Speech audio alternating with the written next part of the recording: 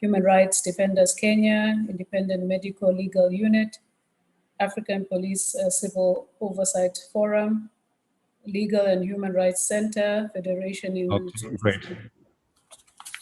Okay, I have that one. Thanks.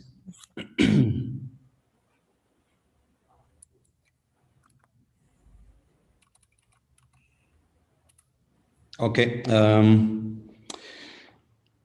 Once again, I would like to welcome all of you, distinguished delegates of states parties to the African Charter on Human and People's Rights, national human rights institutions, civil society organizations, representatives of international organizations present here.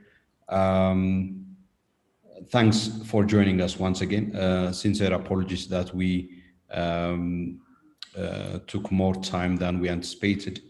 And thank you for your usual understanding and indulgence. The next agenda item is agenda item 3 on the situation of human rights in Africa. This is the agenda during which we receive statements of states parties to the African Charter on Human and People's Rights, national human rights institutions, and civil society organizations. As per our usual practice, may I appeal to all of you delegates of states parties, national human rights institutions, and civil society organizations to kindly send your requests for delivering statements with your statements to the Secretariat, please, so that we schedule your interventions accordingly. The title of this person. Madam Acting Secretary, if you kindly put your mic off.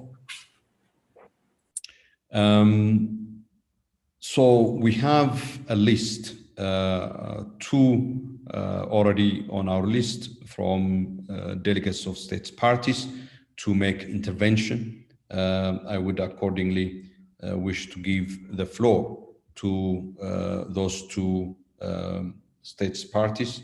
And then after that, I will proceed to also consider the statements of national human rights institutions. So may I request now the distinguished representative of the Republic of Angola, Her Excellency Ana Janurio, Secretary of State, Ministry of Justice. Distinguished Secretary of State, if you are with us, we are pleased to welcome you once again to this 68th organization and deliver your statement.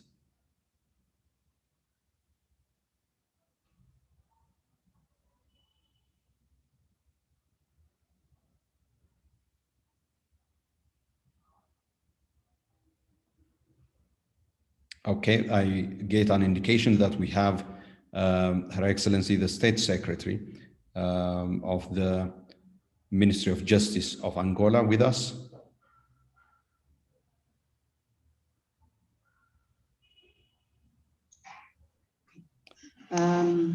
It's very great to see you, Madam Secretary of State, and you are very warm welcome. You have 7 minutes, please. Thank you. Muito obrigada, Sr. Presidente, Excelência, Sr. Presidente da Comissão, Honorável Comissário Solomon Derson, Honoráveis Comissários, dignos representantes dos Estados, ilustres representantes de organizações da sociedade civil, minhas senhoras e meus senhores. É para nós uma honra participar nessa sessão ordinária da Comissão Africana dos Direitos Humanos e dos Povos. Esta sessão ocorre numa altura em que o mundo continua assolado pela pandemia da Covid-19. Lamentavelmente, a mesma já ceifou perto de 3 milhões de pessoas por todo o mundo, sendo que 166 mil óbitos ocorreram no continente africano. Angola registrou mais de 23.300 infectados e 550 mortes. A vacina e o início global do processo de vacinação veio trazer uma esperança para pôr fim à pandemia. Em Angola, no âmbito do seu plano de vacinação, recebeu já 624 mil vacinas no dia 2 de março, no âmbito da iniciativa COVAX, e neste mesmo dia foi vacinada a primeira pessoa. uma enfermeira idosa. Até ao momento, foram vacinadas em Angola, com a primeira dose, mais de 230 mil pessoas. Apelamos, uma vez mais, para que haja uma ação conjunta dos Estados, organizações internacionais, regionais e internacionais, no combate coordenado a este inimigo invisível comum, o coronavírus, para preservar os direitos à vida, à saúde, como direitos fundamentais que são. Neste momento, Angola vive uma situação de calamidade. Entretanto, informamos que os estudantes estão a voltar progressivamente às aulas e estamos com o aligeiramento das medidas relativas aos períodos anteriores. O Estado angolano está engajado e continuará comprometido com a promoção e proteção, defesa e fiscalização dos direitos humanos em Angola. Nesta conformidade, hoje, dia 14 de abril, estamos a comemorar um ano desde a aprovação da nossa estratégia e do Plano Nacional dos Direitos Humanos. Trata-se de um instrumento de política pública em direitos humanos, integrado por um quadro de ações a desenvolver para a conquista da maioridade nacional em direitos humanos, cujo primeiro passo consiste em exercer a legitimidade resultante da soberania nacional, para sermos nós, os angolanos, a denunciar, corrigir e coordenar as falhas nessa matéria. Congratula-nos informar que neste primeiro ano de vigência da estratégia, e mesmo num contexto de pandemia e com importantes restrições, foram implementadas 80% das ações previstas no seu plano. Nesta perspectiva, os direitos humanos foram elevados à categoria de questões de segurança nacional, cujo acompanhamento está a ser realizado pelo Conselho de Segurança Nacional, presidido pelo Presidente da República. O primeiro destes relatórios foi apresentado no dia 9 de abril, convertendo-se em mais um dia histórico para o país. A estratégia é integrada pelo Plano Nacional de Combate ao Tráfico de Seres Humanos, o Prêmio Nacional de Direitos Humanos. Sobre o prêmio, gostaríamos de informar que o júri já realizou a sua primeira reunião. O mesmo é composto por, além do Ministro da Justiça e dos Direitos Humanos, por um representante de organizações da sociedade civil, um representante do Sindicato dos Jornalistas, um representante do Sindicato dos Professores do Ensino Superior e um representante dos comitês locais. O prémio integra 4 categorias de homenagem. A primeira, personalidade do ano. A segunda, pesquisa. A terceira, ações comunitárias e humanitárias. E a última, cultura da paz e cidadania. Um dos principais pilares da estratégia são os comitês locais de direitos humanos, entidades organizadas no plano provincial, municipal e comunal, responsável pela promoção e defesa dos direitos humanos a nível local. Até ao momento, já foram institucionalizados 73 comitês locais de direitos humanos. Para que todos os cidadãos tenham uma cultura dos direitos humanos e dos seus fundamentos, foram assinados com universidades, com 15 instituições de ensino superior, protocolos nesta matéria. Para nós, é fundamental o envolvimento de organizações da sociedade civil, numa parceria construtiva para a cooperação na melhoria da situação dos direitos humanos. Uma das tarefas fundamentais para explicar com êxito o princípio da maioridade e num curto prazo é a consolidação da cultura da paz, reforçar a democracia e a cidadania. Para a concretização desta meta, importa apostar nos seguintes objetivos: reforçar as bases da democracia, inclusão política e diálogo social participativo, fortalecer a sociedade civil e as suas organizações e assegurar a difusão na sociedade de valores e comportamentos éticos e patrióticos. Angola está fortemente alinhada e comprometida com o lema da União Africana para 2021, o Ano das Artes, Cultura, Patrimônio da União Africana, alavancas para construir a África que queremos. Neste sentido, iremos organizar a Bienal da Paz, segunda edição, em colaboração com a Unesco. Este evento servirá para a partilha da nossa experiência de paz como palco de soluções para a paz. Luanda será transformada, uma vez mais, como espaço de intercâmbio e de promoção da cultura, envolvendo individualidades ligadas à arte, política, sociedade, entre outras. A Bienal da Paz visa a criação de um movimento africano que possa disseminar a importância da cultura da paz, tendo em conta o desenvolvimento e afirmação dos países africanos em vários domínios, particularmente na defesa dos direitos humanos, das minorias, bem como no combate à corrupção. Senhor Presidente, estimados comissários, minhas senhoras e meus senhores, no dia 30 de janeiro de 2021, foi reportado pela Polícia Nacional e posteriormente pelos órgãos de imprensa e organizações da sociedade civil incidentes na Vila Mineira de Cafufo, município do Quango, província da Lunda Norte.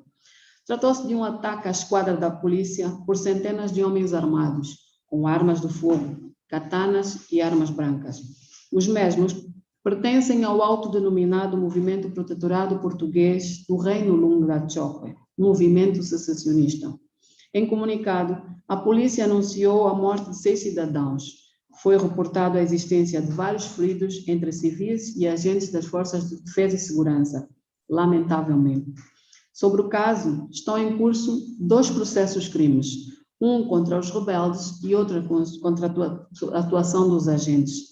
Do processo contra os agentes, resultou já a expulsão dos mesmos da corporação. Do mesmo modo, um novo administrador foi nomeado. Sobre este assunto, foram realizados vários encontros com destaque para os encontros com a sociedade civil e instituições do corpo diplomático. A Estratégia Nacional dos Direitos Humanos pressupõe também o reforço dos compromissos da oposição da República de Angola aos vários instrumentos regionais de direitos humanos.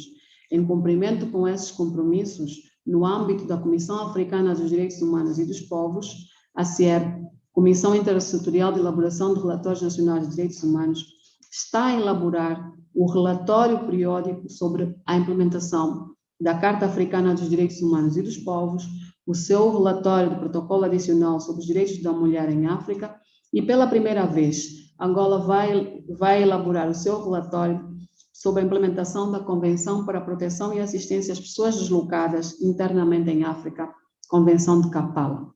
Trata-se, assim, de um relatório modelo 3 em 1, após um ano da recepção das recomendações. Para este efeito, foram realizadas consultas públicas com organizações da sociedade civil no passado mês de dezembro. Importa referir também que Angola aderiu aos principais tratados africanos em matéria de direitos humanos. Recentemente, assinou os protocolos sobre os direitos das pessoas com deficiência em África e o protocolo sobre os direitos dos idosos, e também a ratificação da Carta Africana para a Democracia, Eleições e Governação. Importa destacar que o Estado angolano não tem relatórios atrasados, nem no sistema africano, nem no sistema das Nações Unidas, demonstrando assim o bom trabalho realizado pelo país no domínio dos direitos humanos e a parceria que se quer salutar com os diferentes mecanismos. Senhor Presidente, ilustres comissários, minhas senhoras e meus senhores, muito obrigada a todos e todas. Thank you very much, Madam Secretary of State of the Ministry of Justice of Angola, for your statement, providing us update on developments in the sphere of human rights in Angola, and also for your usual participation. We are pleased to see you once again during this session. We regret to receive your update on the death of 500 people in Angola due to COVID-19. And we are encouraged by the vaccination process that is being rolled out in Angola. We do hope that Angola joins the African Commission in calling for making the COVID-19 vaccine a global public good and therefore easily accessible for all who need the vaccination, including through its manufacturing on the African continent. That would fast track the opening of schools, as you indicated, which are critical for the well-being of our children and indeed for the continuation of their education. We also welcome the implementation of the Angola's National Human Rights Strategy, which is critical, and I'm particularly encouraged by the space that it creates for dialogue with civil society organizations and with other stakeholders in order to expand the space for the protection and promotion of human rights, and indeed for the exercise of freedoms and rights in Angola. I also take note of the Angola's effort in terms of its creating a dialogue on the culture of peace, and the African Commission on Human and People's Rights avails itself to support Angola in this endeavor for a dialogue on the culture of peace. And you also requested the cooperation of the African Commission, and I wish to indicate that the Commission is at your disposal, and should there be any area of work to which the Commission can contribute, we are at an email's away for responding to your request. I wish to welcome the plan of Angola to submit its state reports to the African Commission on Human and People's Rights. We look forward to receiving that report, and also we commend the plan of Angola to include in its state report the African Charter on Human and People's Rights, the Maputo Protocol, as well as the Kampala Convention. And we therefore appreciate that, and we encourage all states present who are late in their submission of reports to kindly follow the example and send their reports to us. I also wish to commend Angola on the ratification of the various instruments, including the African Charter on Democracy, Elections and Governance, as well as the one of the Protocol on the Rights of Older Persons and persons with disabilities. Thank you very much, Madam Secretary of State of the Ministry of Justice of Angola. The next speaker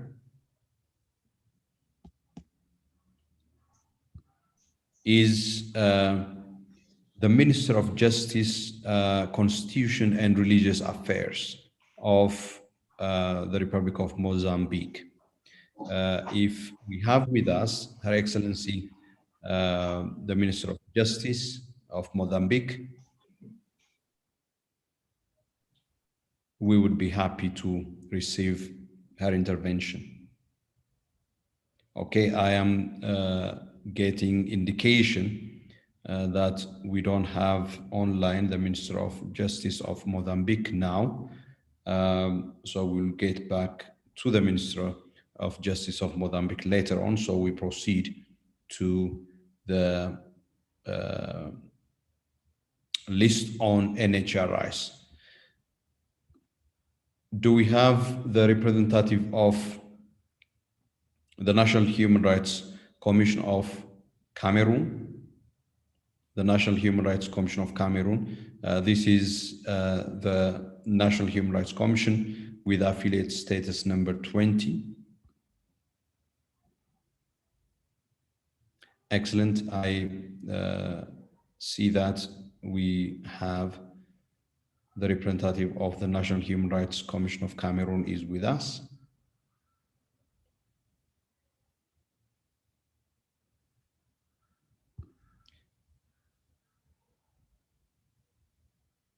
Okay, I wonder if we have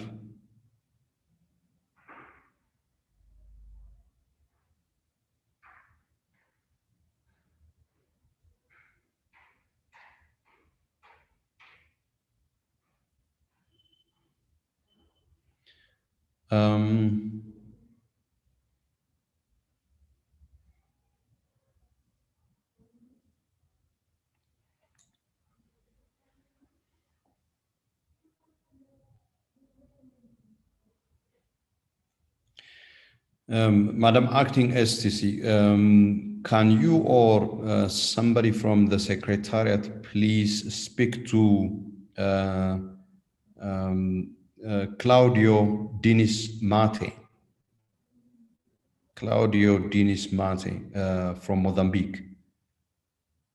If you could please liaise with Claudio Diniz Mate in order to confirm Senhor Presidente. Mozambique's. Yes. Senhor Presidente. Yes, Commissioner. Yes, Commissioner Manuel. Eles estão em um pequeno problema de ligação. Estão a tentar conectar-se.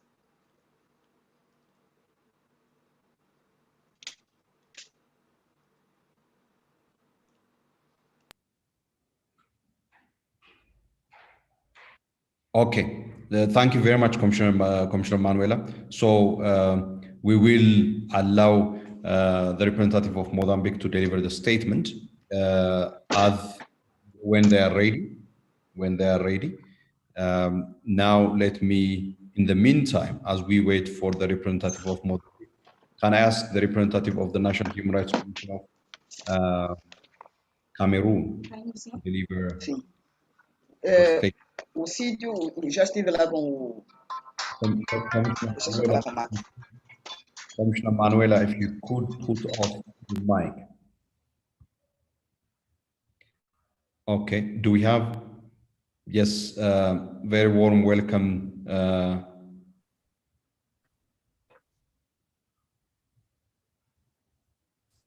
Thank you. Thank you, Monsieur le Président de la Commission africaine des droits de l'homme et des peuples, honorables commissaires, Excellences, Mesdames, Messieurs les représentants des États, distingués représentants des institutions nationales des droits de l'homme, chers représentants des organisations non gouvernementales et de la société civile, chers participants, la Commission des droits de l'homme du Cameroun est honorée de participer à cette 68e session. Cet honneur tient en particulier à ce qu'elle intervient au moment où la mise en place de la nouvelle institution nationale des droits de l'homme du Cameroun connaît une accélération. En effet, après la promulgation de la loi du 19 juin 2019 portant création, organisation et fonctionnement de la Commission des droits de l'homme du Cameroun, il était attendu que les nouveaux membres soient désignés puis nommés pour parachever la transformation de l'institution. Cela est effectif depuis le 19 février 2021, date de la signature des décrets présidentiels portant nomination du président, du vice-président, des 13 membres et du secrétaire permanent de la Commission des droits de l'homme du Cameroun. Leur prestation de serment devant les chambres réunies de la Cour suprême est prévue le 29 avril 2021. Je tiens à souligner quelques clés de différence des innovations de la nouvelle commission par rapport à celle qui l'a précédée. La nouvelle commission est un organe restreint, composé de 15 membres. L'ancienne en comptait 30. Les membres qui viennent d'être nommés travailleront à plein temps. Les dispositions relatives à la gestion des conflits d'intérêts réels ou apparents sont prévues par la loi pour plus d'objectivité, plus d'impartialité et plus d'indépendance. Tous les cadres de la Commission des droits de l'homme du Cameroun prêteront serment devant le tribunal territorialement compétent, ce qui en fera d'authentiques Human Rights Officers. La Commission du Cameroun a désormais 3 missions. En plus de la promotion des droits de l'homme et de la protection des droits de l'homme, elle fait office de mécanisme national de prévention de la torture. Elle peut intervenir devant toute juridiction en qualité d'amicus curiae, ami de la Cour, lorsque les droits de l'homme sont en cause dans un procès. En tant que mécanisme national de prévention de la torture, l'accès de la nouvelle commission au lieu de privation de liberté est plus régulier, a été étendu et renforcé par les articles pertinents 9 et 11 de la loi de 2019. Ainsi, la présence du procureur de la République ou du commissaire du gouvernement n'est plus obligatoire, même dans les cas exceptionnels où l'accès à un lieu de privation de liberté peut être interdit à la commission pour des motifs impérieux de sécurité nationale. les responsables de ces lieux sont tenus de fournir un minimum d'informations par écrit. La Commission espère pouvoir compter sur l'accompagnement technique du Comité pour la prévention de la torture en Afrique dans l'accomplissement de cette mission. La Commission des droits de l'homme commencera à accomplir ses missions dans un contexte complexe où la pandémie de la COVID-19 continue d'imposer ses effets néfastes sur les droits de l'homme, en plus des situations sécuritaires variées déjà connues auxquelles le Cameroun fait face dans au moins 4 régions sur 10. Il s'agit de l'instabilité en Centrafrique qui affecte sa région de l'Est. Il s'agit des incursions répétées de Boko Haram dans une partie de l'extrême nord et des activités armées des indépendantistes dans les régions du nord-ouest et du sud-ouest. S'agissant de la pandémie du coronavirus, entre la 67e session et la 68e session, le Cameroun a dénombré une augmentation de près de 20% de cas positifs. Dans ce même intervalle, 273 décès ont été dénombrés avec la circulation de diverses variantes du virus. La gestion de la pandémie au Cameroun est rendue difficile en raison du relâchement par les populations des mesures barrières et des incessantes polémiques sur la vaccination contre cette pandémie. Cet état des choses complexifie l'évaluation du plan national de riposte contre la COVID-19. La Commission camerounaise des droits de l'homme se félicite néanmoins que les autorités poursuivent activement la sensibilisation et prennent de nouvelles mesures de prévention à l'instar de l'interdiction de toute manifestation festive dans plusieurs régions du pays. L'Institution nationale des droits de l'homme du Cameroun note avec inquiétude les risques que cette pandémie fait peser sur une vaste palette de droits humains et plus gravement sur les droits économiques, sociaux et culturels. Cette pandémie a d'ores et déjà eu un impact négatif sur le mécanisme national de protection des droits de l'homme, car le traitement des requêtes qui en constituent le plat de résistance a gravement été contrarié par la pandémie du nouveau coronavirus.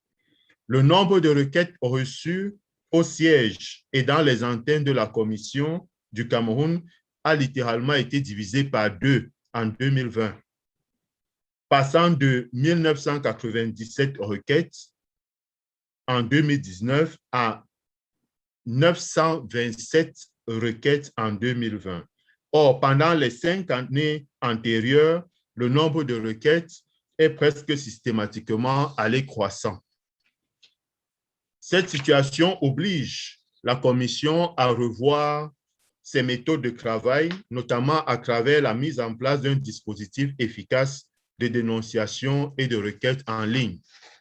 Monsieur le Président, honorables membres, pour finir, la Commission des droits de l'homme du Cameroun formule le vœu de voir s'accomplir les objectifs de promotion et de protection des droits de l'homme de la Commission africaine des droits de l'homme et des peuples, et je réitère le soutien ferme et résolu de l'Institution nationale des droits de l'homme du Cameroun dans ce sens, notamment à la campagne qui vise à faire des vaccins et des droits d'auteur relatifs aux vaccins un patrimoine commun de l'humanité tout entière. Je vous remercie.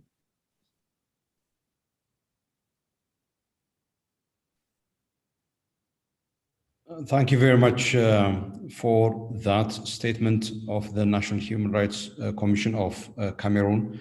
Very good to welcome you, to have you here with us. We are happy to hear about the improvements in the working arrangements of the National Human Rights Commission of Cameroon and its re-inauguration with new members and also with new expanded mandate, which allows it to have access to prisons. And we also note your request to work with and supported by the committee on the prevention of torture in Africa of the African Commission. I'm sure Commissioner Hatem has taken note of this. and we share your concern about the spread of the COVID-19 pandemic, including with new variants and the threat that the spread of the pandemic causes not only to the lives and livelihoods of people, but also to a whole host of human rights across the board. We also share the concern that you have expressed about the situation of human rights, particularly in the context of conflict situations relating to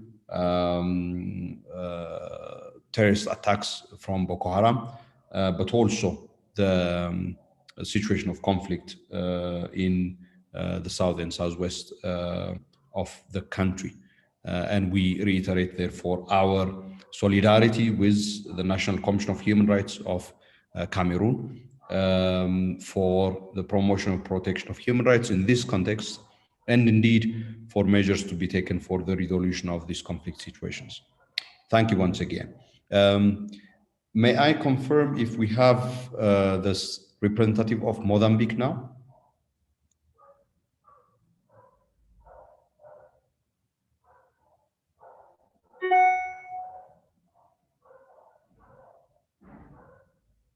Do we have the Minister of Justice of Mozambique with us?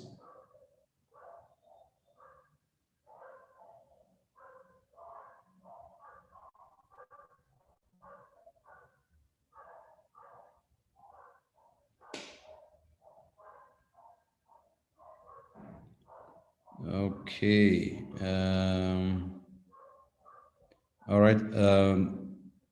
I am not sure if we have confirmation on whether we have the representative of Mozambique with us to deliver the statement. We have taken note. I think it would be good if there are colleagues, representatives from Mozambique, if you kindly communicate with the Secretariat, please. Because what I have here is a statement to be delivered by the Minister of Justice of Mozambique. If there are changes, kindly communicate with the Secretariat, please. Thank you very much. Can I now move to the next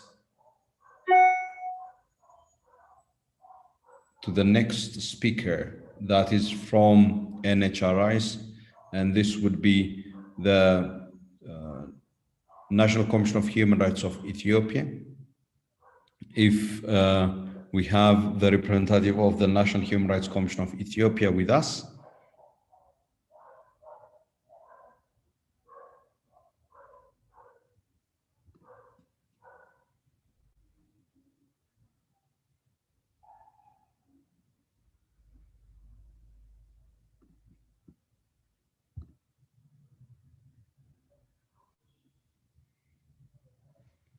Okay, no indication that we have the National Human Rights Institution of Ethiopia. Those were the two national human rights institutions confirmed for speaking this afternoon. I'm going to move to requesting civil society organizations that are on the list for speaking today. National Coalition of Human Rights Defenders, Kenya. Do we have National Coalition of Human Rights Defenders of Kenya with observer status 500?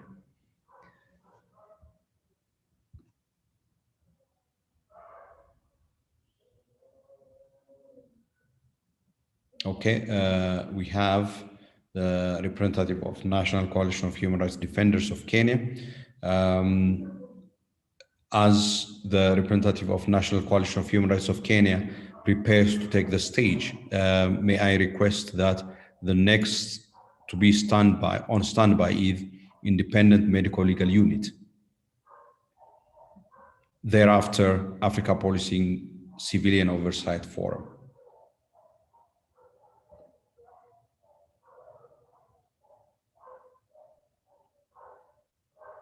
Okay. Great. Thank you, Mr. Chair. Mr. Francis, Ndegwa, yes. can you please put your video on? Sure. Thank you for that. A minute. Great. All right. Welcome. You have 3 minutes. Thank you.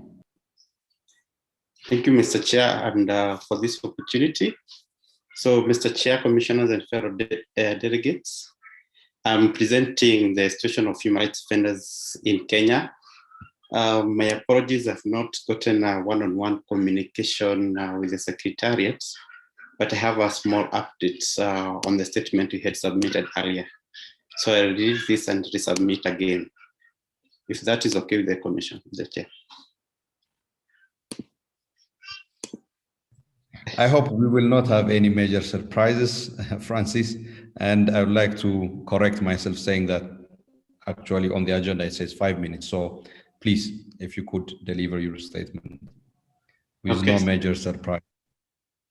The major surprises, so can I read now or I wait for another session maybe? You are saying there are major surprises? Yes, yes, yes. Oh, okay. So I think it's better that you communicate with the Secretariat and then we get your statement in that case. Sure. Okay. Thank you very much. Thank you very much for being forthright with us, and we really appreciate that. Thank you. May I therefore request the next speaker to join us, and that is actually the Independent Medical Legal Unit. This is the NGO with observer status 450.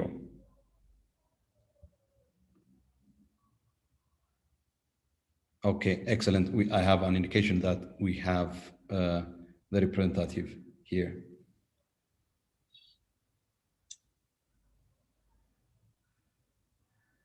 Okay, kindly note that you have 5 minutes.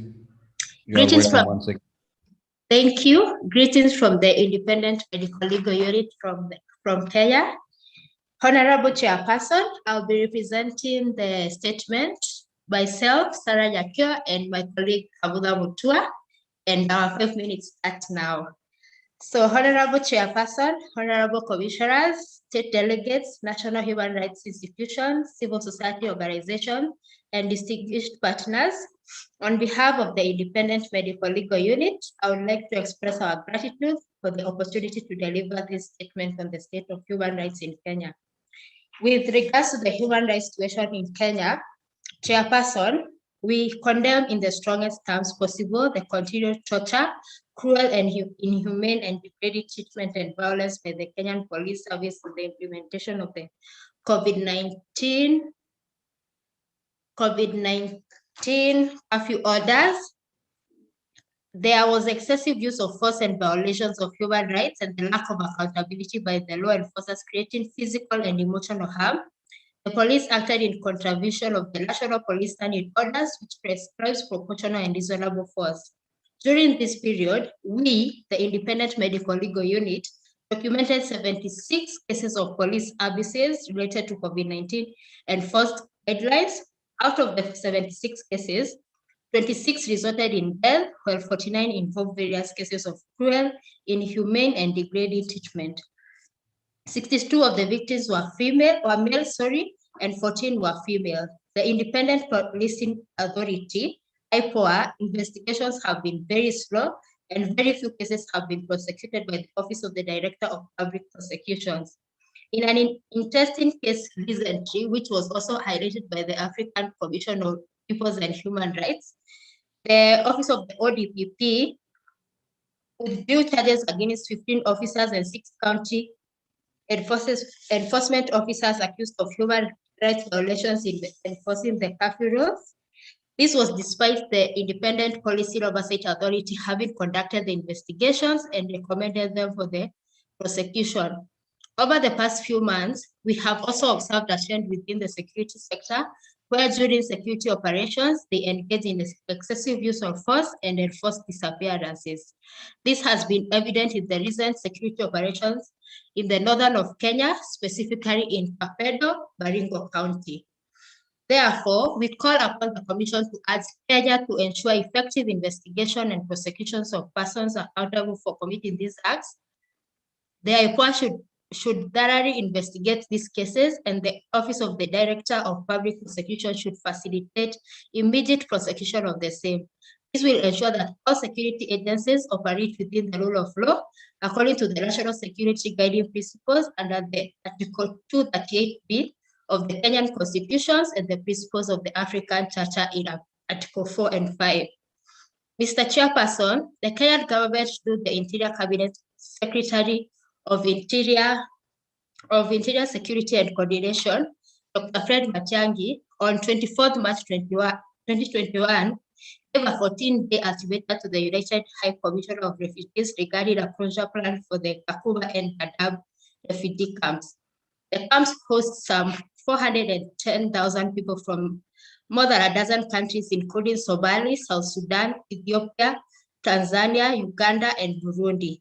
The government seemingly ignored its obligation under the various national, regional, and international human rights seeking to uphold the principle of non-refoulement to protect the refugees and asylum seekers.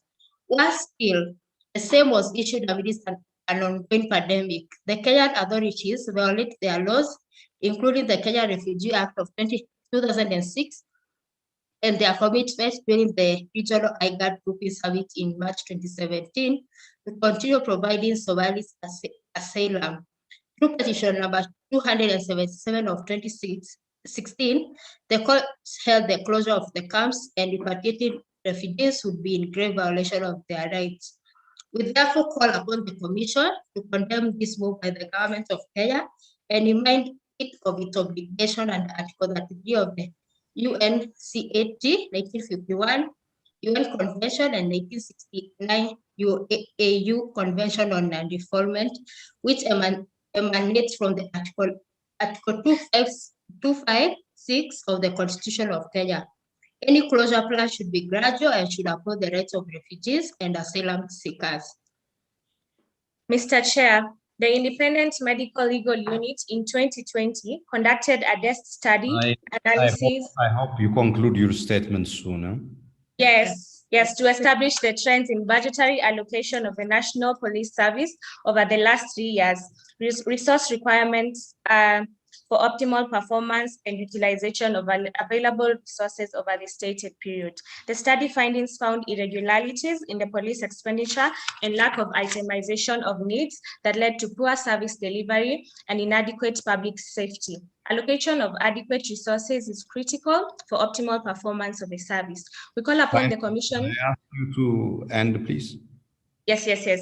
In conclusion, we call upon the Commission to push for enhanced autonomy of the Inspector General of Police in terms of the budget allocations of the National Police Service. And finally, Mr. Chair, the Supreme Court of Kenya declared the mandatory nature of the death sentence as provided under Section 204 of the Constitution of Kenya unconstitutional.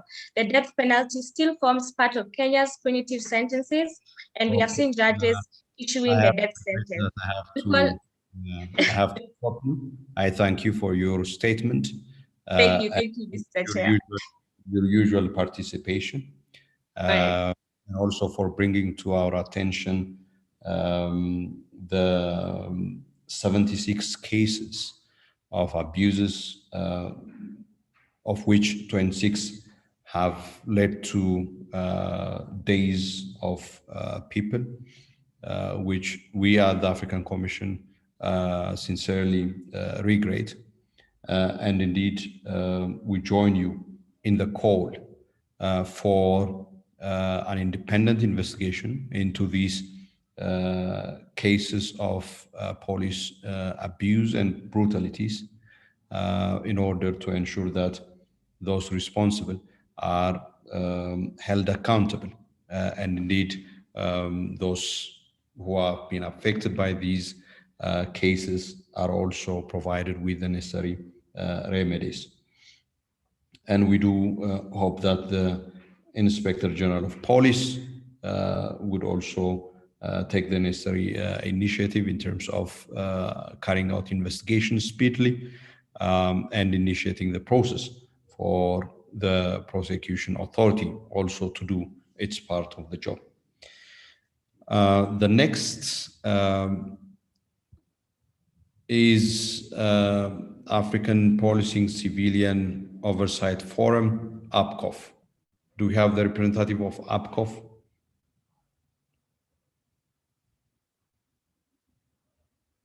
Okay, thank you. We have the representative of APCOF with us. May I indicate that next on our list is Legal and Human Rights Center. Legal and Human Rights Center, if you could be on standby. Thereafter, it is FIACAT. If FIACAT also could be on standby. Thank you, Honorable Right. Commissioners. Welcome, Abdurrahman. You have 5 minutes, please. Thank you, Honorable Chairperson and Commissioners. At the outset, we join others in extending our sincere condolences to the Commission, family, and friends of Honorable Commissioner Ndiame Gaye following his passing. We also extend our condolences in respect of Professor Christopher Hines, who worked closely with both the Commission and ourselves over many years and passed away tragically last month. May we continue to honor the memory of their commitments to human rights on the continent through our work. Our statements deal with 3 issues: the impact of COVID-19 measures on existing commitments to uphold human rights and standards, the use of force by South African police in crowd management, and the use of force by law enforcement officials in Uganda. Honorable Chairperson, APCOF remains concerned about the impact of COVID-19 response measures on the exercise of human rights and dignity.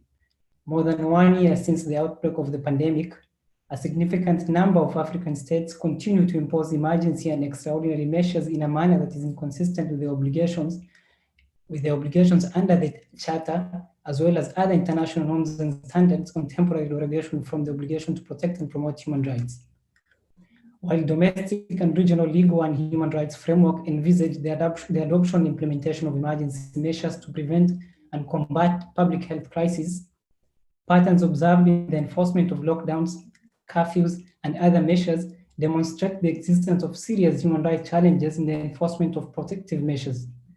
In information provided to the focal points on human rights in conflict situations in Africa for the upcoming Intersession Activity Report, civil society organizations provided information on a number of countries, including South Africa, Nigeria, Sierra Leone, Kenya, and Ghana, to name just a few, where preventive measures continue to raise human rights concerns, particularly in relation to arbitrary and excessive use of force by law enforcement officials, the sustained use of custodial means to penalize infringement of COVID-19 regulations and other measures, and the absence of oversight measures over the exercise of broad executive powers.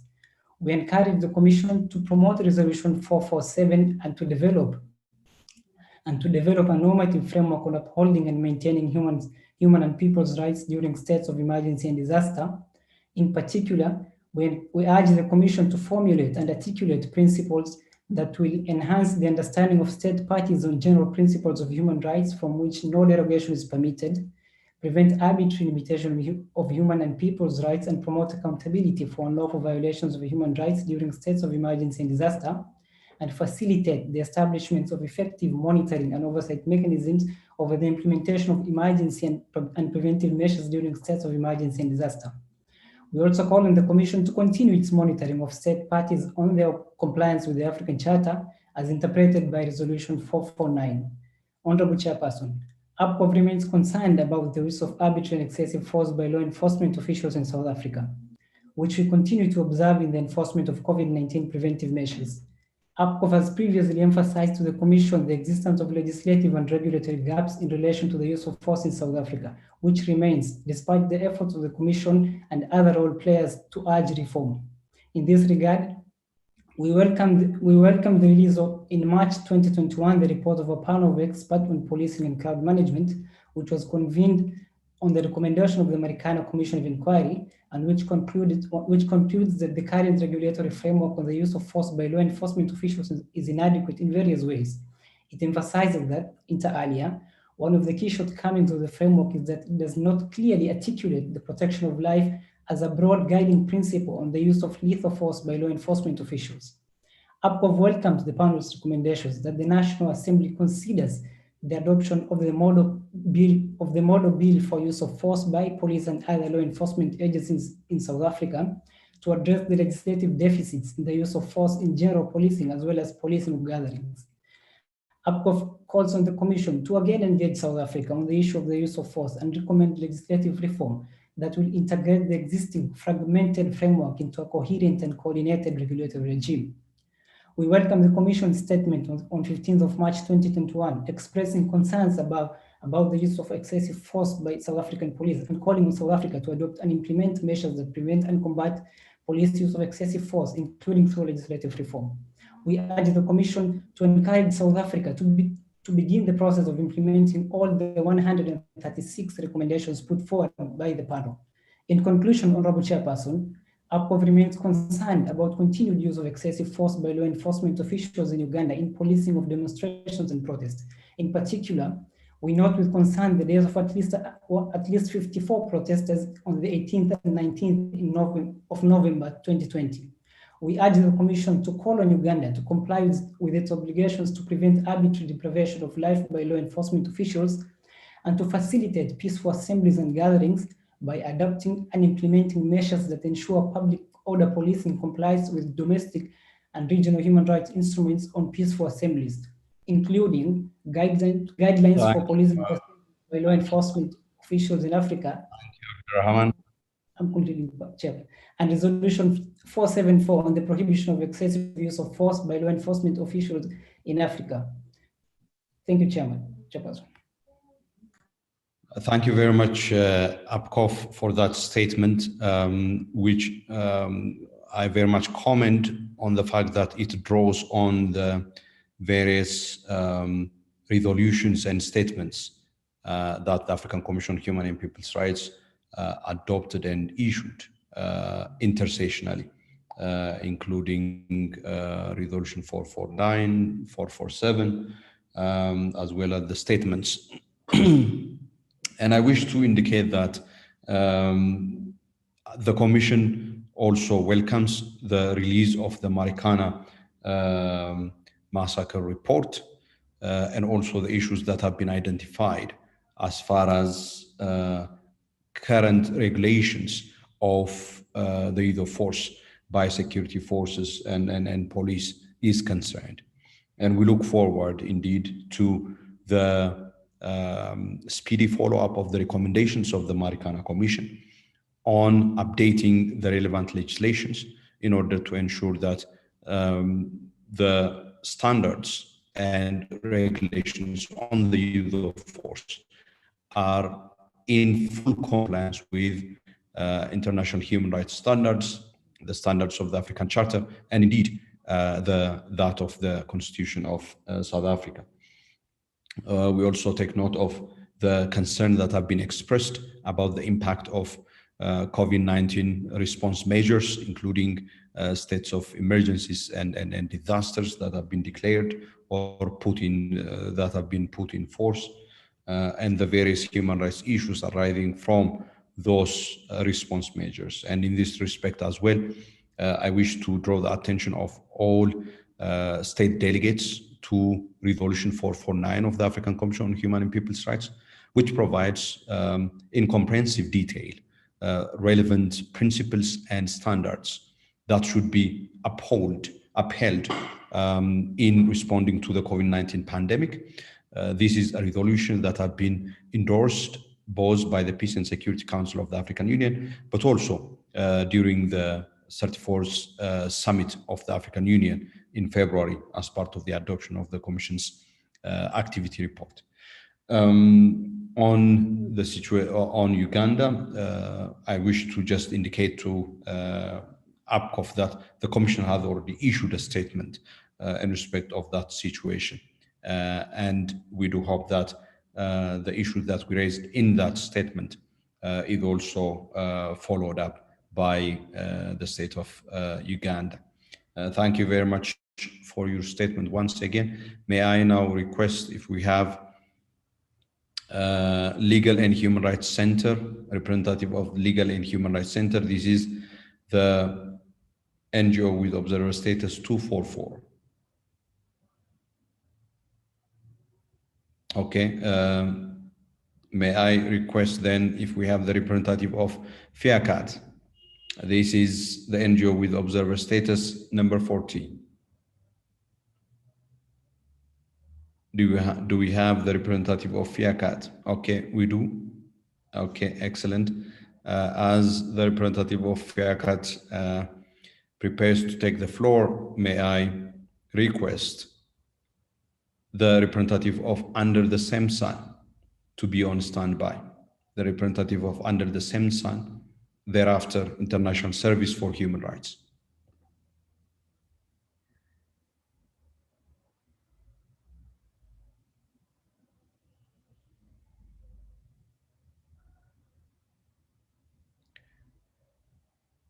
Do we have the representative of FIACAT with us?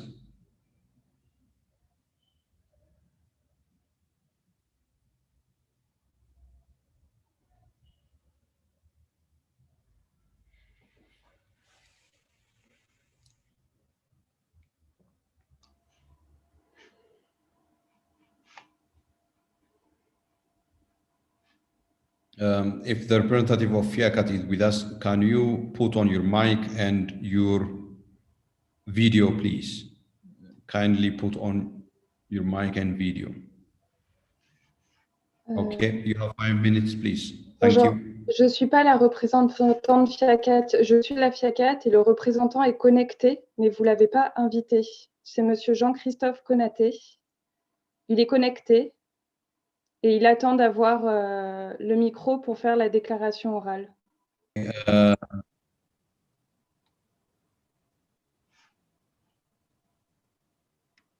As well.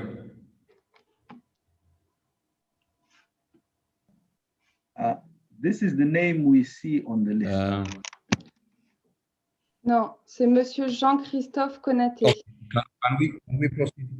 Excuse me, ma'am. Can we proceed to the next one until the person who will be delivering the statement for FIACAT is ready? Let's proceed to the next, please. That is Under the Same Sun.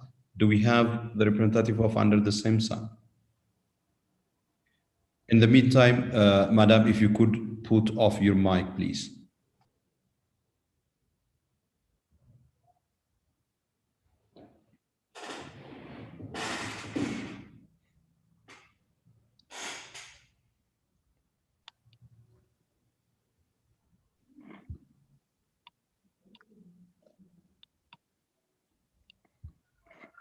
Thank you, Mr. Chairperson. Most welcome. Thank you for coming.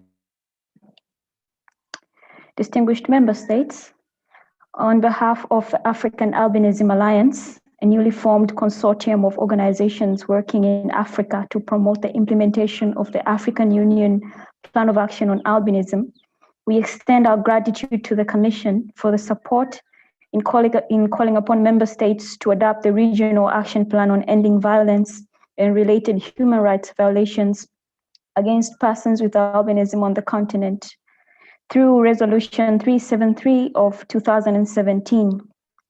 This regional action plan was later adopted by the African Union Executive Council during its 2019 35th ordinary session as a continental-wide policy and renamed the Plan of Action to End Attacks and Other Human Rights Violations Targeting Persons with Albinism in Africa. We remain concerned about the ongoing reports of violence against people with albinism, particularly in Malawi, Mozambique, and Zambia in the period Malawi, Mozambique, and Zambia. In the period of 2020-2021, there has been 12 reported attacks in the 3 states. These include murder, mutilation of body parts, abduction, human trafficking, and desecration of graves. Half of these involved children between the ages of 0 to 12. In Malawi, 2 children survived abduction, while most recently in March 26, 2021, a 20-month-old toddler was abducted from her mother. In Mozambique, one boy was murdered, another went missing, and an 8-month-old baby survived trafficking by his parents. And in Zambia, a man who was a father of 3 children was murdered. To date, no mastermind behind these violent crimes has ever been unmasked. Prosecution remains slow, and accused persons are being killed in custody, particularly in Malawi. This leads to not only additional violation of human rights, but also loss of potential evidence for prosecution.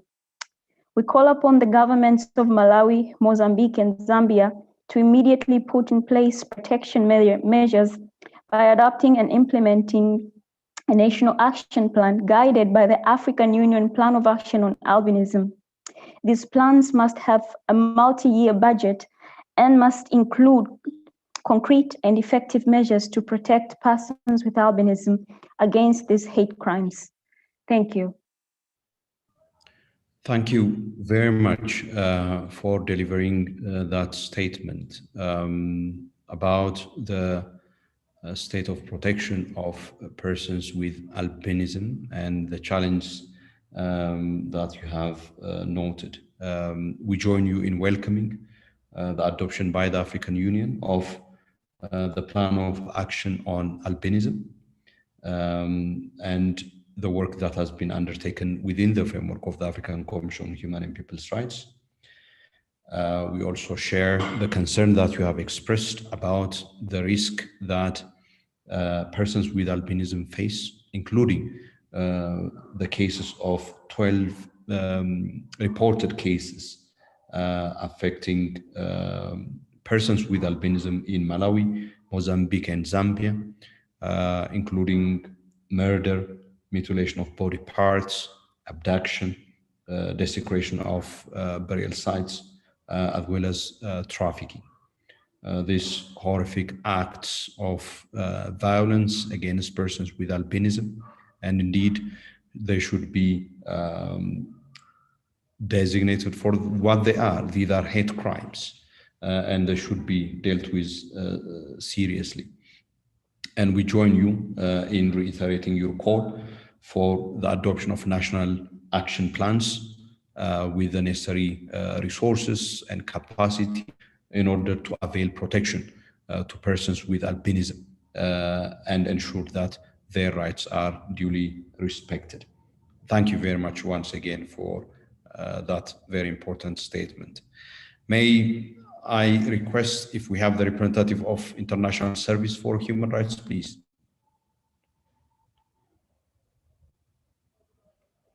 Okay, we have the representative of International Service for Human Rights.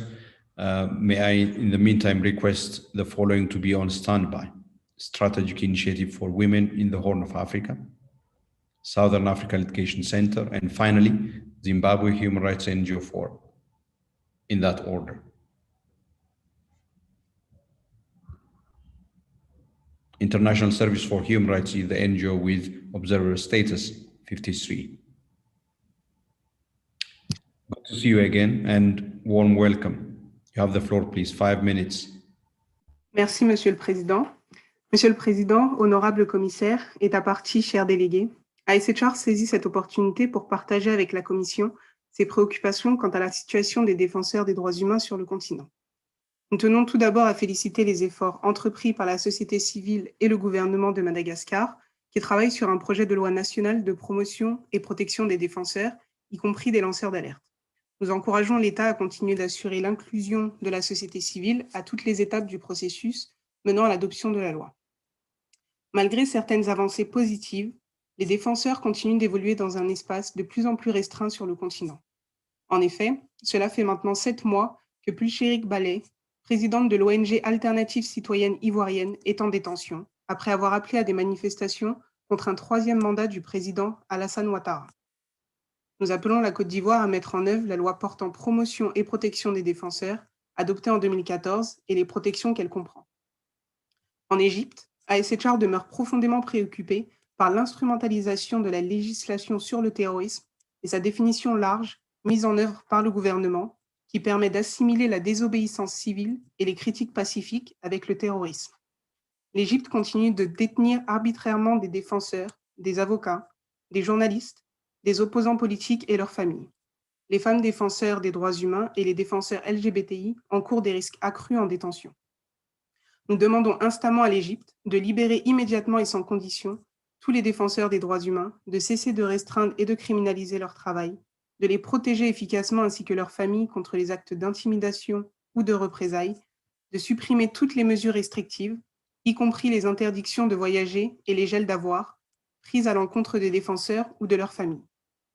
Nous appelons également l'Égypte à annuler les décisions prises à l'encontre des défenseurs pour leur travail en faveur des droits humains et à cesser d'utiliser la liste des entités terroristes pour punir les personnes qui exercent leur droit à la liberté d'expression. Monsieur le Président, en République du Congo, le docteur Alexandre Ibaka Zabana, coordonnateur de la plateforme congolaise des ONG des droits humains et de la démocratie et membre de la coalition Tournons la page Congo, a été arrêté ce 11 mars et détenu par la suite dans les locaux de la centrale d'intelligence et de la documentation à Brazzaville. Présenté le 6 avril devant le tribunal de grande instance de Brazzaville, il a été placé sous mandat de dépôt pour atteinte à la sécurité de l'État, à la sûreté de l'État.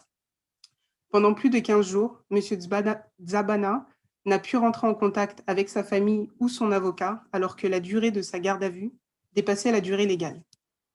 En République démocratique du Congo, les lanceurs d'alerte Grady Kokolo Banga et Navi Malela Mawani, anciens employés d'Afriland Bank, qui ont révélé l'implication potentielle de l'institution dans un réseau mondial présumé de blanchiment d'argent, ont été condamnés à mort lors d'un procès auquel ils n'étaient pas représentés.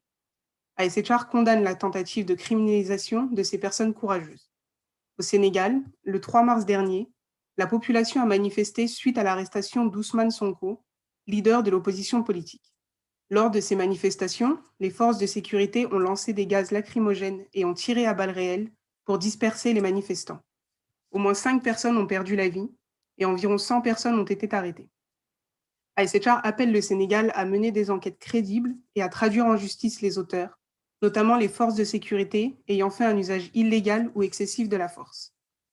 ASHR appelle ces États à mener à bien les processus initiés par la société civile d'adoption de lois nationales de promotion et protection des défenseurs, en s'assurant que celles-ci soient conformes aux principes régionaux et internationaux de protection des défenseurs, y compris la protection contre les diffamations et la garantie du droit de manifestation pacifique.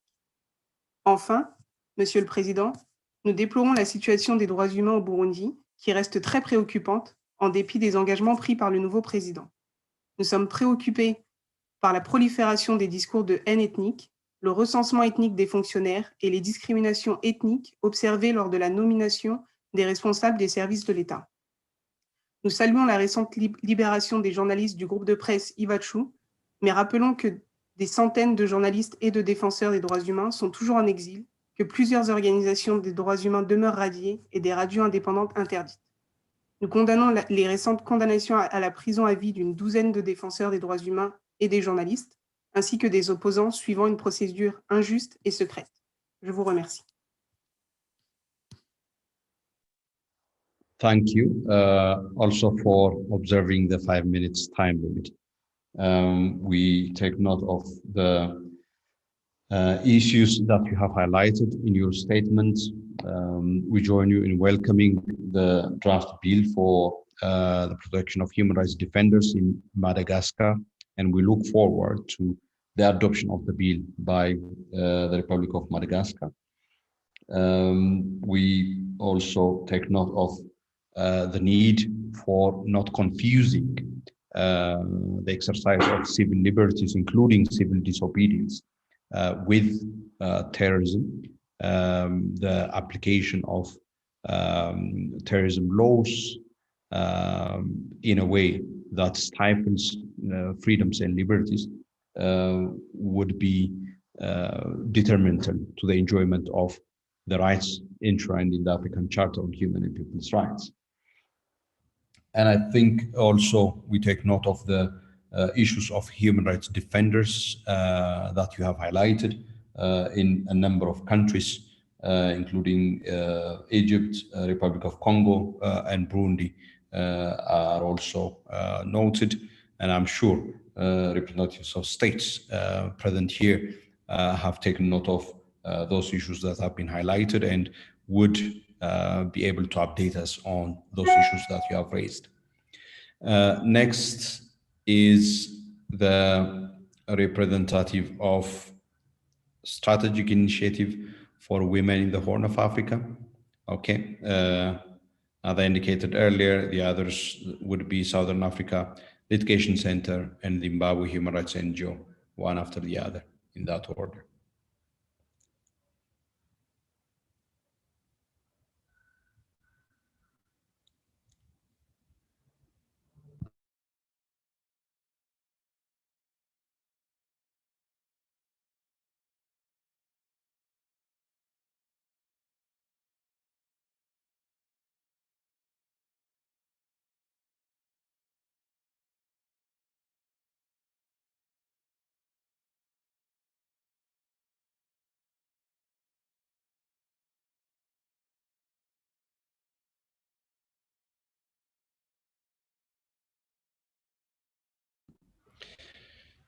Okay, looks like that we don't have, okay, no, we have.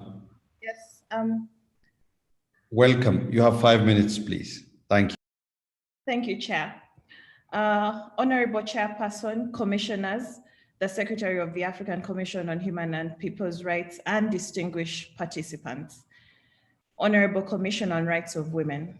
The Strategic Initiative for Women in the Horn of Africa, a regional and feminist network of civil society organizations comprising of 130 members working on women and girls' rights, would hereby like to highlight the complex human rights situation in the Greater Horn of Africa, which is marred by insecurity, rampant sexual and gender-based violence, and overt and increased militarization, which all contribute to a surge in the victimization of women and girls. We are deeply concerned by the chronic occurrences of civil conflict, tribal and ethnic tensions, and armed conflict that continue to threaten the daily conditions of women in the Horn of Africa. The situation for women and girls in the Horn of Africa continues to be characterized by systematic violence, including enabling and normalizing of patterns of sexual violence against women and girls across the region. This picture has been grim for a very long time. Unfortunately, the absence of effective legal and justice frameworks and massive militarization has translated into increased impunity. In South Sudan, escalating intercommunal clashes continue to expose communities to more harm and risk, which is a great impediment to an already fragile setting where peace is much needed. With this unrest, violence against women and girls continues to be a pattern, while militarization and impunity, in addition to extreme poverty, continue to be drivers of sexual and gender-based violence in the country. In Sudan, militarization and an increased occurrence of sexual violence against women and girls has been reported, especially in the region of Darfur. Reports of a rising number of fatalities continue to rock the country and the region. CIHA's advocacy consistently emphasizes the importance of demobilization of armed militia, ending factionalization at local and regional levels, and holding the perpetrators of violence against women and girls accountable. The Sudan Transitional Movement is still rejecting the ratification of and the Convention on the Elimination of All Forms of Violence Against Women, CEDAW, and the Maputo Protocol, while gender discriminatory laws and policies remain in effect. Ethiopia is currently experiencing a full-blown civil war in the Tigray region, which has caused an influx of refugees into Sudan, where they are mistreated and exposed to violence. Reports of violence have been also shared from other regions in Ethiopia, like the massacre in the Benishangul Gumuz state, where a high prevalence of sexual violence has been recorded. In the Somali region, we're witnessing a rollback on women's rights. The government in Somaliland has a step back on the signing of the sexual offences bill. Similarly, in Somalia, CIHA through its members has witnessed a trend of women being kidnapped and an increase in gendered killings. Last year, we saw the sexual offences bill drastically changed, becoming the intercourse bill, which gives immunity to male perpetrators. CIHA condemns all forms of violence against women and girls. CIHA's mandate in the region is to break silence on all forms of violence against women and girls and to empower young people and women to realize their rights. With this in mind, and in line with the protocol to the African Charter on Human and People's Rights on the Rights of Women in Africa, CIHA urgently calls upon the African Commission to implore the governments of the 4 previously mentioned countries to do the following: establish accountability measures on sexual and gender-based violence, compile urgent appeals to address the gravity of the situation in the conflict regions within Ethiopia, particularly SGBV crimes against women and girls who have been displaced by the conflict according to the protocol, embrace legislative, administrative, social, and economic measures to ensure the prevention, punishment, and eradication of all forms of violence against women in the Horn of Africa, according to Article 4 of the protocol. Penalize the perpetrators of violence against women and girls, and implement programs for the rehabilitation of women and girls who have survived sexual and gender-based violence, according to Article 4 of the protocol. Put in place effective mechanisms to support survivors of sexual violence through basic services such as health services, legal and judicial support, emotional and psychosocial support, as well as vocational training to achieve economic empowerment, according to Article 5. And lastly, ensure women's access to justice and equal protection before the law, including reform of discriminatory laws, particularly in the area of family law, with all appropriate measures clearly spelled out in Article 8 of the protocol. Thank you, Chair. Thank you for that statement, focusing on the state of human rights of women, particularly in the Horn of Africa region, indicating from the statement that countries facing various forms of crisis, once again in a situation of crisis, the gravity of the vulnerability of women for abuse, violence, and all acts of dehumanization becomes very high. And we take note of the need for addressing all those issues, including the militarization of countries in the region, the absence of accountability measures and the resulting impunity, conditions of poverty and the contribution that these have for the commission of sexual violence and gender-based violence. We also take note of the observations in respect of the perpetration of sexual and gender-based violence in the various countries in the Horn of Africa, including Sudan, Ethiopia, Somalia, among others. Thank you for that statement. May I now invite South African Litigation Center, if we have the representative of the South African Litigation Center. Okay, we don't have. May I request if we have the representative of Zimbabwe Human Rights NGO Forum? Okay, we have the representative of Zimbabwe NGO Forum. Earlier on, we had a confusion about the delivery of the statement of FAIRCAT. If the designated representative FAIRCAT is ready, we will receive FAIRCAT's statement thereafter. It will be the last one. Okay, you are welcome. You have 5 minutes, please. Thank you. Thank you, Chairperson. The Zimbabwe Human Rights NGO Forum welcomes the opportunity to address the Commission on the occasion of its 68th ordinary session. We make this statement against the backdrop of the ongoing COVID-19 global pandemic, which has not only posed a significant health hazard, but has had direct bearing on the human rights, electoral processes, and on the operations of civil society and the civic society as a whole.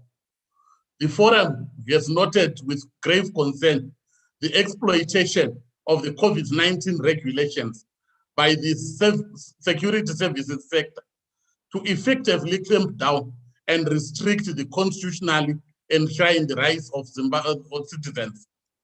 Additionally, the Forum is disturbed by the continued manipulation of the criminal justice system to target, intimidate, and threaten perceived voices of dissent through a process of punishment by prolonged pre-trial incarceration, which is oftentimes precipitated by imposing frivolous charges. State security agents continue to be at the epicenter of incidents of arrest, torture, abduction, and harassment of journalists, human rights defenders, and opposition party supporters who remain the targeted recipients of the aggressive retributive justice, frequently under the guise of enforcing COVID-19 regulations. A systemic culture of impunity and the lack of political will to address these injustices has resulted in an increase in incidences of organized violence and torture, with 988 cases of organized violence and torture being recorded by the Forum in the year 2020. Honorable Chairperson, being cognizant of the unique challenges and risks posed by the advent of the COVID-19 global pandemic, the Forum is concerned with the continued exclusion of citizens from representation through electoral processes, particularly as at least 35 parliamentary seats and 165 local council seats are currently vacant. Whilst the Forum commends the resumption of voter registration and some field work by the Zimbabwe Electoral Commission, the continued suspension of by-elections denied citizens representation. The successful elections in Malawi, Tanzania, and Ghana, among others, and during the COVID-19 pandemic, has certainly demonstrated the fact that elections can be held during the COVID-19 pandemic. It is against this backdrop that the Forum calls for the resumption of by-electoral processes. The Forum is disconcerted by the number of imminent threats to civic space and the media attacks on civil society work and leaders.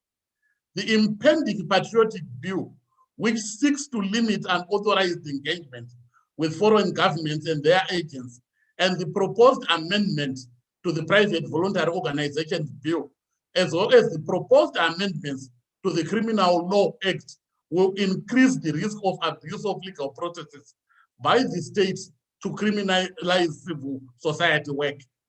The Forum notes with concern that the state proposes over 25 changes to the Constitution before completing alignment of the laws to the Constitution, which was passed in 2013. This questions adherence to established tenets of constitutionalism. In view of the foregoing developments, the Forum calls on the African Commission to urge the Zimbabwean government to, 1, investigate incidences of organized violence and torture by the security services sector, and to address the culture of impunity that has continued to pervade the nation. 2, desist from the culture of targeted attacks, intimidation, and reprisals of perceived opposition figures or dissenting voices in order to pave the way for them to operate without undue hindrance.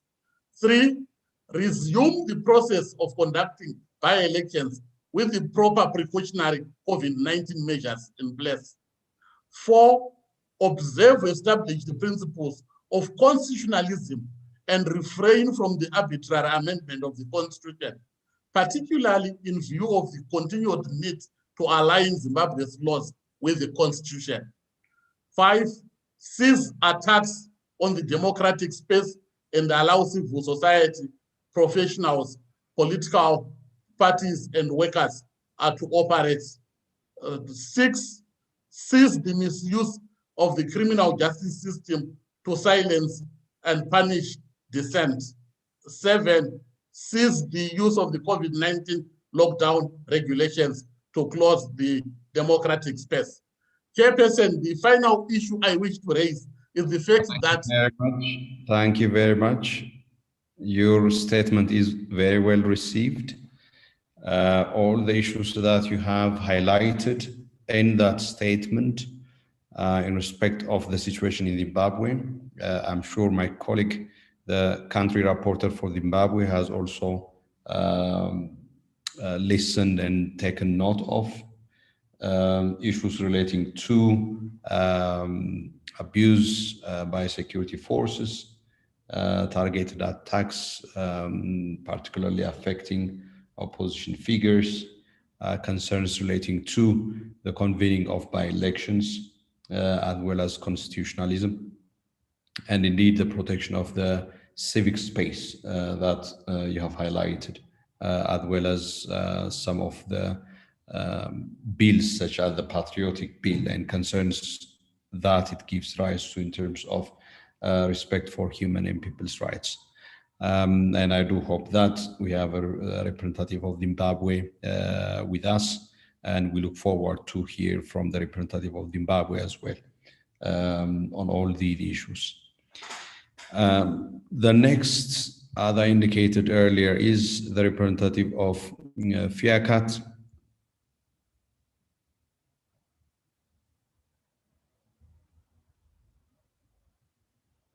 Or do we have somebody already with us? Another person? Another institution? Okay, FIACAT.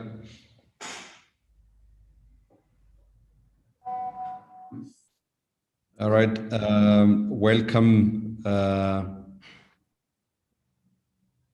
And you have 5 minutes, please. Thank you. Merci. Je suis Jean-Christophe Konaté du Mali, de l'ACAT Mali, président de l'ACAT Mali. Je vais lire la déclaration de la FIACAT. Monsieur le Président, 32 ans, c'est le nombre d'années de prison auquel Germain Rukuki, membre de l'ACAT Burundi, a été condamné pour avoir conduit des activités légitimes et pacifiques de défense des droits humains au Burundi. À ce titre, la FIACAT souhaite rappeler ici que Germain Rukuki avait été condamné le 26 avril 2018 par la Haute Cour d'Ntahangwa pour rébellion, atteinte à la sécurité de l'État, participation à un mouvement insurrectionnel et attentat contre le chef de l'État.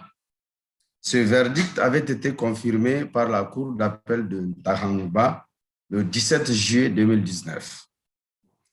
Plus récemment, la Cour suprême du Burundi a cassé le 30 juin 2020 l'arrêt pris par la Cour d'appel tout en ordonnant un nouveau procès. Elle en a également profité pour rappeler à la Cour d'appel les normes du procès équitable et les droits de l'accusé en affirmant que ces droits font partie intégrante de la Constitution au terme de son article 19. Le dossier de Germain Rukuki fait actuellement l'objet de délibération et le jugement est attendu le 24 avril prochain, soit 1 an après l'audience de la Cour suprême. Monsieur le rapporteur spécial sur les défenseurs des droits humains, la FIACAT vous demande de relayer ses préoccupations en exigeant la libération de Germain Rukuki, le défenseur des droits humains le plus lourdement condamné au Burundi, et de veiller à l'application des garanties du procès équitable proclamé par la Charte de Banjul. Monsieur le Président, au chapitre des bonnes nouvelles, la FIACAT et l'ACAT Tchad tiennent à féliciter le Tchad, qui, en plus d'être le dernier État africain à avoir aboli la peine de mort, s'est engagé en février 2021 à ratifier le deuxième protocole facultatif du pacte international relatif aux droits civils et politiques visant à abolir la peine de mort. En appelant les autres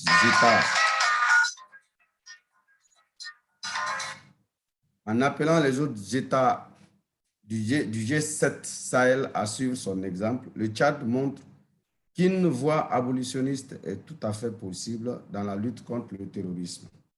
Monsieur le Président, la FIACAT souhaiterait particulièrement revenir sur la situation des personnes privées de liberté en cette période de pandémie de COVID-19.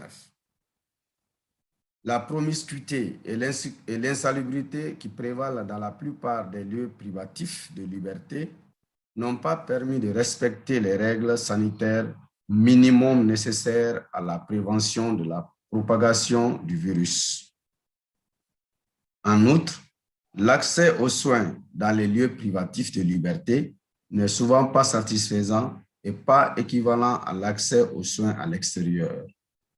Pour éviter que le virus ne puisse entrer dans ces lieux, plusieurs États ont pris des mesures venant réduire le contact des personnes privées de liberté avec le monde extérieur, alors même que ce contact est primordial pour assurer un soutien moral et matériel aux personnes détenues et effectuer un monitoring indépendant pour y prévenir la torture et les mauvais traitements. Certains États ont cependant pris des mesures moins attentatoires aux droits humains en procédant au désengorgement des prisons. Néanmoins, deux critiques peuvent généralement être formulées à l'encontre de ces mesures. Tout d'abord, nombre d'entre elles ne concernent que les condamnés ou que les prévenus, alors qu'elles devraient viser ces deux catégories de détenus simultanément. En outre, ces mesures sont des réponses ponctuelles à des problèmes latents et de longue date qu'il convient d'adresser de manière pérenne. Cette crise offre une véritable opportunité de dénoncer les défaillances préexistantes des systèmes judiciaires et carcéraux en place afin de bâtir des institutions respectueuses des droits humains où la liberté serait la règle et la détention l'exception. Monsieur le Président, je vous remercie de votre aimable attention. Well, thank you very much for that statement of FIACAT. We have taken note of the issues that you have raised. We join you in welcoming the ratification of the protocol on the ICCPR by Chad, and indeed the call that is made inviting other states to follow this example of ratification of the protocol to the ICCPR. We also have taken note of concerns that you have raised in relation to people deprived of liberty as it relates to their conditions vis-a-vis the COVID-19 pandemic and its impact on those category of people in particular. Thank you very much. I am mindful of the time that we have and wish to indicate that we will continue to receive the statements under agenda item 3 tomorrow as well, including for those who were not able to join us today at the appointed time for delivering their statement. I know there are Mozambique, the National Commission of Human Rights of Ethiopia, and a number of, I think a couple of civil society organizations who were not able to deliver their statement. We will make time for the making of their statement under the updated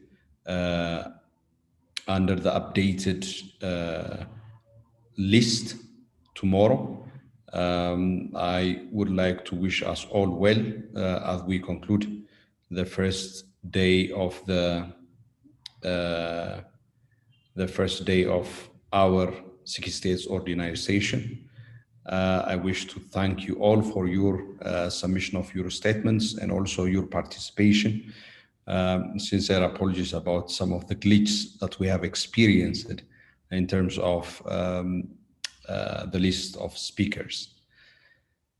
Thank you once again and wish you a very good afternoon and a very good evening, wherever you may be. And I look forward to see you all tomorrow. Tomorrow we'll be starting not at 9:30 GMT, but we will be starting at 9 GMT, according to as provided for in our agenda. Thank you once again. See you tomorrow.